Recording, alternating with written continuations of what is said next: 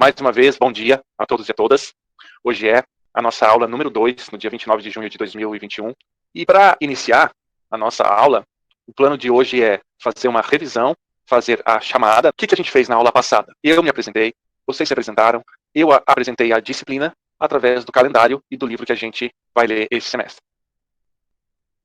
Nós vimos também as habilidades do cientista, que eu resumi nessas letras OLEF aqui. Então, a gente estava fazendo a revisão do que nós vimos na aula passada, nós vimos essas habilidades do cientista: ouvir, ler, escrever e falar. Então, para você ser um bom pesquisador, um bom cientista, um bom aluno de universidade, você tem que ter essas habilidades. E ninguém nasce sabendo essas habilidades. Você tem que exercitar constantemente: ouvir, ler, escrever e falar.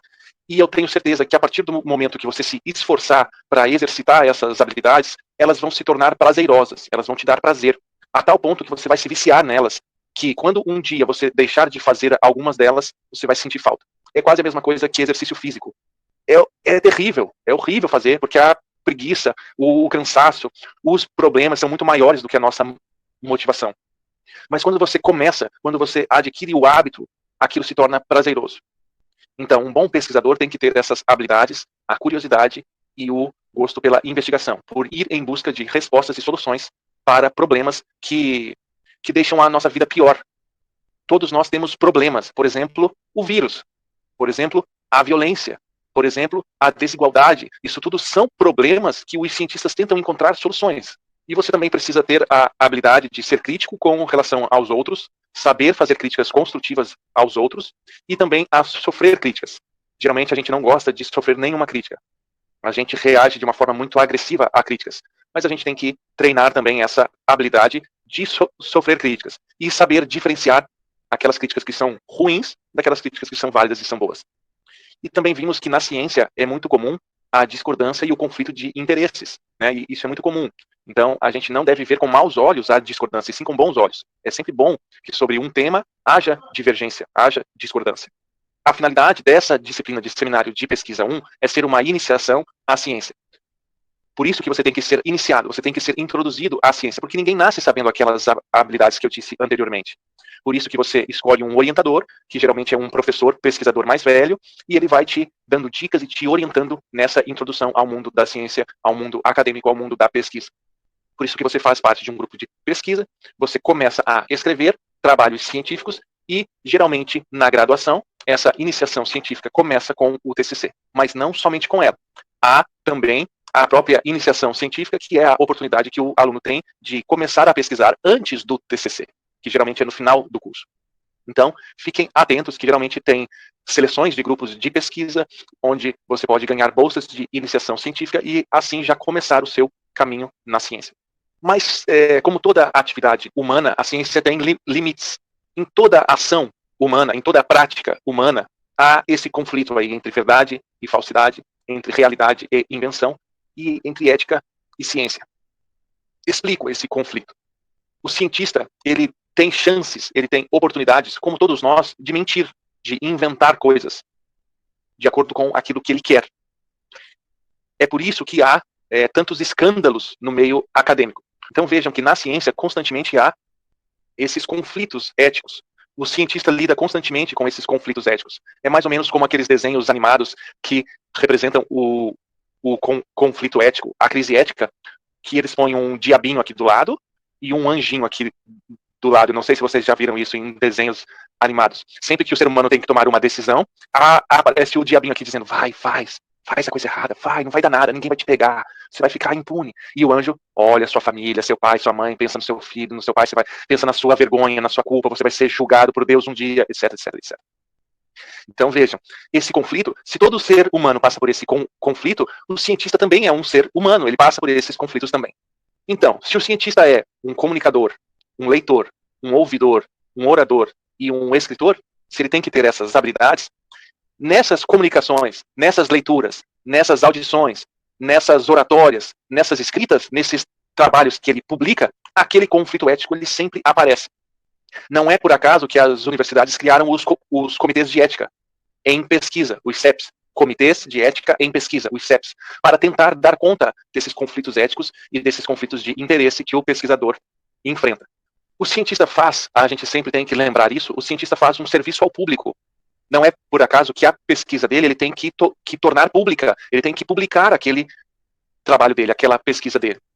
E mais uma vez entra os limites, os conflitos éticos. Um grande exemplo desse conflito é o plágio, as fraudes e mentiras. O plágio é quando você usa as ideias de outras pessoas como se fossem suas. Isso é realmente o plágio. Mas então, se eu quiser usar ideias de outras pessoas no meu trabalho, o que é um pré-requisito, você precisa ler o que os outros escreveram sobre aquele tema, você pode usar, desde que você informe a referência daquela obra, as informações daquela obra, quem é o autor, em que obra ele escreveu aquilo, em que cidade, em qual editora, em que página, etc. A definição clássica de plágio é quando você usa ideias de outras pessoas como se fossem suas, sem citar a fonte, sem citar a referência. Essa é a condição do plágio. Você usa ideias de outros como se fossem suas, sem citar a fonte. Mas agora, há um outro tipo de plágio que as pessoas desconhecem, mas que é muito comum também. É quando o nome é autoplágio. É quando o próprio autor usa ideias que são dele mesmo, que já foram publicadas, só que ele repete em outros trabalhos. Então, veja, há dois tipos de plágio. O plágio que eu uso ideias de outros, como se fossem minhas sem citar a fonte, e o plágio em que eu mesmo me autoplagio, digamos assim, em que eu mesmo cometo plágio comigo mesmo. Eu repito, eu republico textos que já tinham sido publicados anteriormente. Geralmente, quando a gente publica algo, ele tem que ser inédito, ele tem que ser novo, ele tem que contribuir para aquela área. E você só contribui para aquela área sendo coisas novas, certo? Então, a gente tem que ter muito cuidado quando a gente usa ideias de outras pessoas para que a gente não cometa esse plágio. Tanto o plágio com relação aos outros, quanto o plágio com relação aos nossos próprios textos anteriores. Mas vejam, isso é uma orientação ética. Isso não significa que as pessoas cumpram essa orientação ética. É mais ou menos como se fosse uma lei.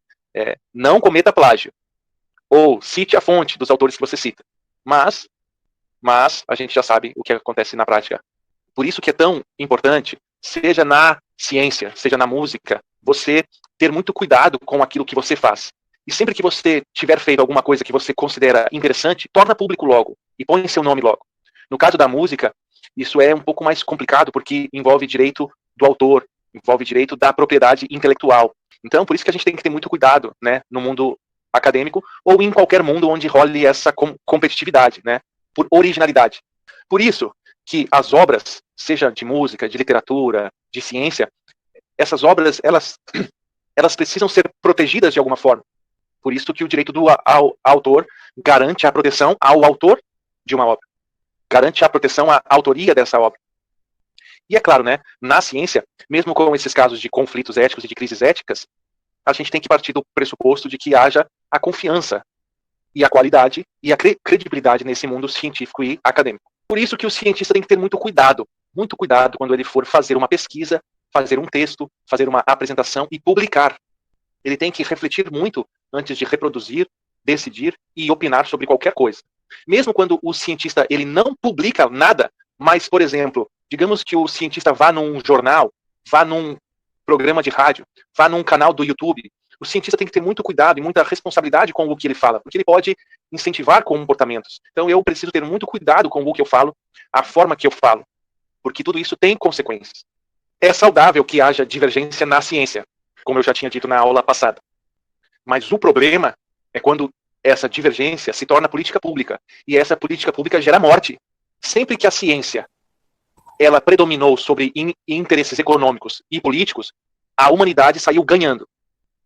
Sempre que interesses econômicos e políticos predominaram sobre a ciência, a gente saiu perdendo. Então, a única coisa que nos resta enquanto cientistas é gerar informação para que o público se informe democraticamente e tome ele mesmo a sua decisão, democraticamente. Por isso que, como eu disse anteriormente, a divergência científica ela é saudável, mas quando ela gera consequências sociais de morte, aí a coisa se torna mais séria, muito mais séria. E a gente precisa combater isso com muita seriedade. Informação não significa conhecimento. Conhecimento não significa saber. E saber não significa sabedoria. Então vejam o quanto essas coisas se tornam complexas. A ciência, como qualquer outra coisa na sociedade, ela pode ser usada, ela pode ser instrumentalizada para interesses que não são científicos. O que motiva o cientista a fraudar, a mentir, a ter maus comportamentos, a plagiar a outros e a si mesmo? Alguns dizem que a motivação é a pressão e a competitividade do mundo acadêmico. existe uma frase que circula muito nos corredores acadêmicos, principalmente de mestrado e doutorado, que é publique ou pereça. Repito, publique ou pereça. Há uma pressão própria, externa e dos vários órgãos educacionais de que os professores pesquisadores vinculados a programas de pós-graduação precisam publicar constantemente. E se não publicar, significa menos alunos, menos dinheiro, menos financiamento, menos bolsas, etc. Outro motivo, outra hipótese de motivação para esse comportamento antiético é simplesmente a má fé. A pessoa simplesmente quer fazer isso, decide fazer isso e faz. E diante disso a gente não tem o que fazer. Ou simplesmente, em certos casos, pouquíssimos casos, vamos combinar, há o desconhecimento, a ignorância mesmo de como se comportar no mundo acadêmico.